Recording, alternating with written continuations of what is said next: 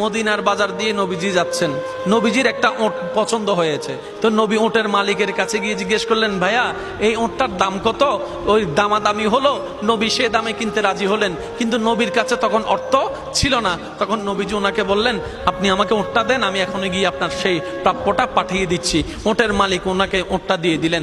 আশেপাশে যারা ওটের মালিক ছিল সবাই জিজ্ঞেস করতেছে, এই পাগলা, তুমি কি যাকে ওট দিয়েছো তাকে চিনো? বলে যে না। নাম জানো? বলে যে না। পরিচয় জানো? বলে যে না। ঠিকানা জানো? না। তো তুমি যে ওটটা দিয়ে দিলা, উনি যদি ওটার টাকাটা না ফাটায় তখন তো তুমি লসের মধ্যে চলে যাবা। সে ওটের মালিক বলে, এত সুন্দর নুরানি চেহারাওয়ালা কখনো বাটপার হতে পারে না, কখনো চিটার হতে পারে না, কখনো মিথ্যুক হতে পারে না।